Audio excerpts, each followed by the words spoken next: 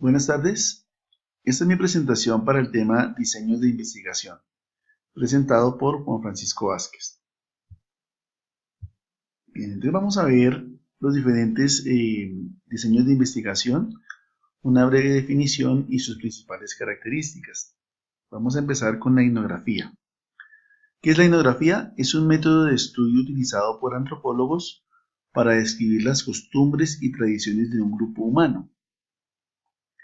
¿Cuáles son sus principales características? Dice que implica observación participante, es decir, que el investigador va y vive con la comunidad, participa de sus ceremonias, de sus creencias, de sus rituales, de su vida diaria. Dice que usa un método cuantitativo y cualitativo, es decir, que aquí se combinan los dos métodos de investigación. Y tiene varias ramas, las guías de campo, que son como la básica, la etnografía semántica, que busca el estudio de las comunidades a partir de su lenguaje.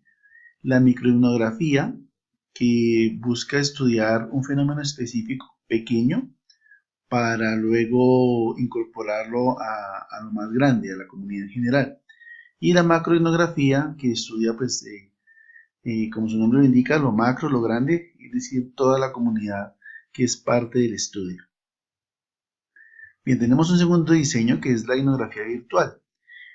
¿Cómo se define? Dice que es la etnografía aplicada a estudios de Internet. Entonces, con el auge de las redes sociales y en general el auge de Internet en los últimos años, ha surgido también como esa necesidad de estudiar este fenómeno. Entonces, ¿qué características tiene? Dice que implica observación participante. Entonces, nuevamente el investigador hace parte de grupos de chat, de comunidades, de grupos de estudio o simplemente de grupos que participan en foros. Otra característica es que usa las entrevistas en línea, cuestionarios por correo electrónico que exploran diferentes aspectos de la vida social de la red. En este caso, el investigador, pues, como les decía antes, hace parte de esos grupos, adquiere su lenguaje, adquiere sus costumbres. Sin embargo, esta etnografía virtual tiene la particularidad de que no se da en un espacio específico ni en un tiempo específico, porque en estos grupos o foros pueden estar conectadas personas de diferentes partes del mundo, en diferentes horarios, y sin embargo todos convergen en ese espacio virtual, en esa virtualidad que son los foros de Internet. Bien, ahora vamos a hablar de la teoría fundamentada. Dice que esta teoría derivada de datos recopilados de manera sistemática y analizados por medio de un proceso de investigación.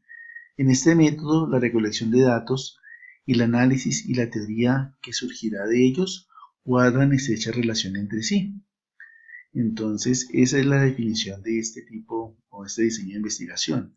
¿Cuáles son sus características? Dice que un investigador no inicia un proyecto con una teoría preconcebida, más bien comienza con un área de estudio y permite que la teoría emerja a partir de los datos. Debido a que las teorías fundamentadas se basan en los datos, es más posible que generen conocimientos, aumenten la comprensión y proporcionen una guía significativa para la acción. Entonces es muy interesante este diseño investigativo, ya que como lo mencioné antes, el investigador no llega con ideas preconcebidas, sino que permite que la información que va levantando genere la teoría, genere las hipótesis y demás. Bien, vamos a continuar. Tenemos ahora el diseño investigativo que se llama investigación-acción. La definición nos dice que forma de investigación que podría ligar el enfoque experimental de la ciencia social con programas de acción social que respondiera a los problemas sociales principales de entonces. Esa es una teoría de los años 40 en la que se buscó entonces, como se dice en la definición, compaginar no solamente la experimentación social, sino la acción social para resolver un problema específico. ¿Cuáles son las características? Dice que analiza acciones humanas y situaciones sociales, las que pueden ser inaceptables en algunos aspectos, o sea, los problemas, o susceptibles de cambio como contingentes, y que requieran respuestas, o sea, prescriptivas. Su propósito es descriptivo, exploratorio, busca busca profundizar en la comprensión del problema sin posturas ni definiciones previas. Entonces, de esa manera se hace un diagnóstico. La explicación de lo que sucede implica elaborar un guión sobre la situación y sus actores relacionándonos con su contexto. Entonces, este tipo de investigación-acción se ha dado muy en el entorno académico, en colegios, universidades, y como ya lo dijimos, busca entender una situación y proponer un guión o una manera de actuar a los participantes. Bien, seguimos con el caso o estudios de caso. Dice que el objetivo fundamental de los estudios de caso es conocer y comprender la particularidad de una situación para distinguir cómo funcionan las partes y las relaciones con el todo. ¿Cuáles son las características? Que los estudios de caso pueden ser, por ejemplo, particularista, que estudia intensiva y profundamente un fenómeno de una persona, por ejemplo. Puede ser descriptivo, diferencia las partes que componen el todo. Puede ser heurístico, crea nuevos significados para ampliar las experiencias. O puede ser inductivo, que descubre relaciones y genera hipótesis. Entonces, los estudios de caso son más específicos, no tanto de grandes comunidades, sino de personas o entidades, empresas, pero algo muy específico y busca entonces entender la situación.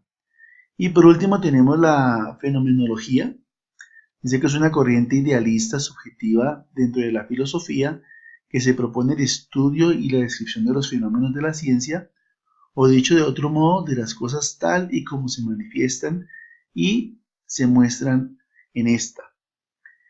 ¿Cuáles son las características? Dice que asienta que el mundo es aquello que se percibe a través de la conciencia del individuo y se propone interpretarlo según sus experiencias. En ese sentido, valora el empirismo y la intuición como instrumentos del conocimiento fenomenológico. Entonces, este último diseño de investigación, como veíamos ahora, valora más el empirismo y la intuición de los seres humanos para explicar situaciones que se presentan en la vida diaria y que tienen relación con las comunidades. Bien, entonces este es el cuadro comparativo de cada una. Hemos visto entonces las definiciones y las características principales. Lógicamente es un tema muy amplio. De cada uno de los diseños hay muchísimo material bibliográfico. Yo consulté alguna bibliografía que relaciono a continuación. Espero cumplir con las expectativas. Gracias.